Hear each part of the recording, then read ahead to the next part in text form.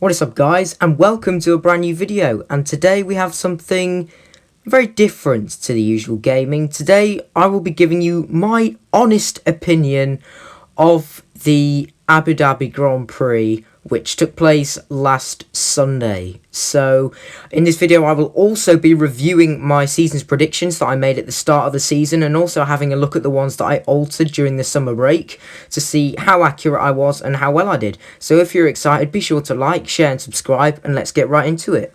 So the first thing I want to make quite clear is that I am totally a neutral supporter in terms of watching Formula 1. I'm not a Lewis fan, nor am I a Max fan.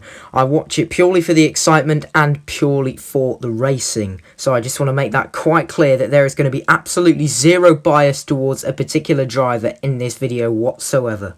So overall, what did I think of the 2021 Abu Dhabi Grand Prix? Well, to be honest, it was just a mess. And I mean that purely in terms of the stewards and some of the decisions that were made throughout that race. There'd been quite a controversial argument that had emerged after the race in Saudi Arabia, questioning the reliability of the stewards and the decisions that they were making. And to be honest, I think that very much applied to this race as well. I think there was a lot of controversy, and there probably will continue to be lots of controversy, potentially for years to come, about, this championship and about how this season finale actually transpired. However, I did actually see a comment from Jimmy Broadbent somewhere on social media about the fact that the stewards were probably just making these decisions in terms of the benefit of letting the drivers race. In that front, I kind of agree that they did the right thing in terms of not penalising anybody. However, equally, I think there is a limit, and, potentially some of those limits may have been exceeded, over the course of the last couple of races. So we're going to look at our first controversial moment now. This is, the first controversial moment that the stewards decided. This is the lap 1 incident between Max Verstappen and Lewis Hamilton, that infamous dive bomb that Max made. Three abreast going into the turn 9 hairpin. Oh, and there Max Verstappen and Lewis Hamilton almost coming together. So there it was, that was the lap 1 incident, and we're going to see it a few times again on the replay from Max Verstappen's on board. So I'm going to give this an honest opinion. Personally, I think that dive bomb wasn't really on. I feel like it was probably a bit over optimistic. Look, in terms of how far back he sent it, I feel like he probably shoved Lewis wide a bit and was maybe a bit over aggressive.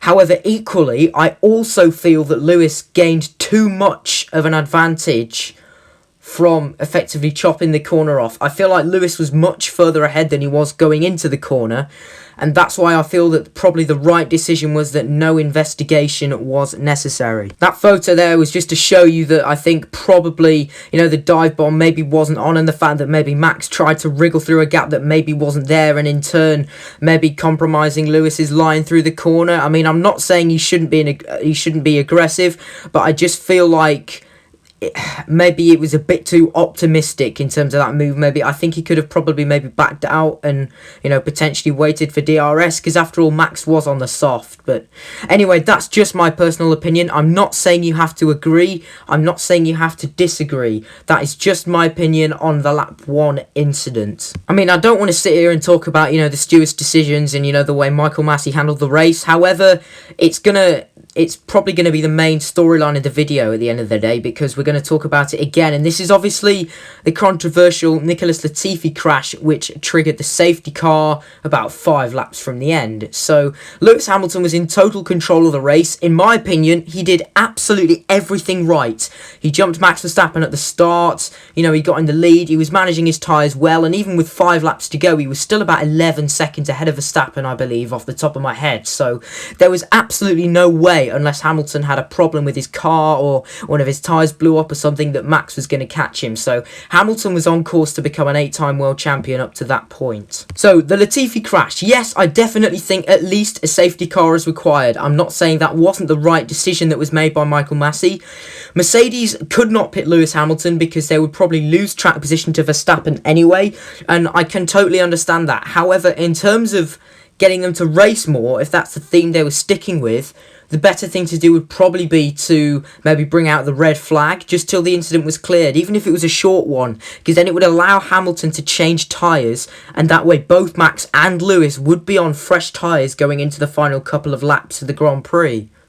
However, I feel like the messiest bit was yet to come from what Michael Massey took the decision to do next. So, when the safety car was deployed, after pit stops had been made, Hamilton was leading, then there were a few lap cars in the way, I think there were 5 lap cars in the way, something like that off the top of my head, and then it was Max on his fresh soft tyres. So, this is where I think the stewards absolutely cocked it up the biggest thing of all. Now, there is a rule in Formula 1 which says lapped cars can overtake the safety car and get back to their proper racing position. I stand by that. I personally think that's perfectly alright. However, that was the initial rule was, when this safety car was deployed, that is, Michael Massey said that lapped cars would not be allowed to overtake the safety car. And this is what I don't understand. There was then all this confusion, Christian Horner on the radio to the FIA saying, why aren't the lapped cars allowed to overtake? There was all this chaos that just started to unfold, and then we got the message barely a lap later, which the lap cars would now be able to overtake. And this is what I don't like, is the clarity. Now, there are different stewards at every single race, and that is not good at all, because that means there is going to be potentially a level of inconsistency in terms of the rule book, and that means, it's now unclear what situations apply to when, what you can and can't do, etc.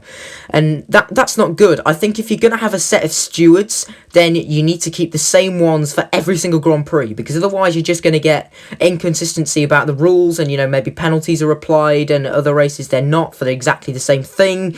And that's not good at all. So that's the first thing that needs to be addressed. The second thing that needs to be addressed also is I feel like Michael Massey in this race was potentially not very firm and maybe allowed people to sort of, well, there's no other way to say this other than almost get inside him. I feel like he wasn't sort of a firm enough leader in terms of he wasn't stubborn enough to say, no, this is my decision, this is what we're going with. I feel like maybe the idea of, Red Bull's demands and, letting them race got in the way of, potentially safety. And safety, obviously, is the number one concern in Formula 1. And I just feel like maybe Michael Massey was a little bit weak in terms of this race, in terms of his, almost his leadership was a bit weak in terms of, he almost didn't know what he was doing. He was almost letting, himself be manipulated by, the demands of Red Bull and Mercedes, and, they're all pulling him in different directions. If you're the race director, you've got to be able to just shut that out and effectively do what you say and, do what you think is right, regardless of, who it benefits, because that's just the nature of sport. It can be tough. I feel like he almost didn't know what to do in terms of to meet the needs of both teams, and I think that's where he was weak in this race, is the fact that he wanted to do the right thing for both teams, which, I think rather than, the right decision for the actual moment. Anyway, that's enough of me rambling on about this. In terms of the overall result, am I happy with it? As I said, I don't mind. Personally, in terms of an overall race review, I think Lewis was robbed, to be honest. I think Lewis Hamilton should be an 8-time world champion. Just given what we've seen in that race, they were both tied on points going into the Abu Dhabi Grand Prix. They both equally deserved to win the world championship. However, in the Abu Dhabi race alone, personally, I think the Mercedes had more pace and Lewis Hamilton was robbed. Am I disappointed that Max won the race? Not particularly, because at the same time, it's kind of nice for somebody else to win the championship. Do I think Mercedes have been, in a way, sore losers for protesting the championship so much? Absolutely. However, that's not taking anything away, from the gracious behaviour that Lewis showed, in his interview with Jenson Button, straight away after losing something, in such a manner. I think, that must have been very hard for him, and I think he conducted himself very well in that situation. So I just feel like the team have gone way too over the top in terms of trying to take them to court. However, at the same time, I see why they've done it in terms of trying to sue the FIA in terms of weak leadership. And for that reason, personally, I'm going to drop the bombshell here. I think Michael Massey will be forced to leave. Yeah, that's probably a big surprise that I've just said that. But it's true that personally, I feel like it's going to get to that stage where Massey will effectively be forced out. Hope that makes sense. I tried not to contradict myself too much there. Anyway, we're going to move on to something a little bit different now that I've finished my honest opinion of the Abu Dhabi Grand Prix, and that is a short review of my season's predictions. So looking at them now, first off, I made 3 bold predictions, and they all came true. I wouldn't have, certainly Ricciardo to win, and potentially Williams into Q3, I certainly would not have anticipated. So on that front, I think I've done very, very well. However, at the season's break, I thought I'd done so horrifically bad with some of them that I amended them. So at the summer break, I said Lando Norris was going to win, Williams were going to get another points finish, which they did, and then Valtteri Bottas to get a new Mercedes contract. Now, to be honest, I realised quite quickly that Bottas was never going to get a new Mercedes contract, that George was going to get the Mercedes drive for 2022, which indeed he has. And because Lando Norris was doing so well in the first part of the season, I thought he was going to be nailed on to win a race, especially when he got pole and was obviously so close to winning in Russia before, the rain just effectively broke my heart as well. Personally, as a neutral, I would have loved to see him win a race. However, in the end, after his poor form really in the first part of the season, Ricciardo came back to bite me on the arse effectively by winning. Monza was just such an insane race to see McLaren get a 1-2. But overall, I think I did quite well with those predictions, so we're going to move very quickly onto my drivers' predictions. This is what I predicted the Drivers' Championship would finish like after the summer break. And we're now going to very quickly see what they look like before the break. If you want to have a look at them, you can just pause it at any point. And here's how it finished, to be honest. I actually did very well. I hadn't anticipated Lando's absolute slide from grace at the back end of the season. And, he nearly lost P6 in the championship. But apart from that, I did pretty well. I mean, I hadn't expected Vettel to finish as low down as P12. I thought he'd be better than that, especially after, a podium in Baku and, probably what would have been a podium in Hungary had he not been disqualified. So, however, Aston Martin did have a much worse car than they did last year. So, in a way, that's kind of understandable.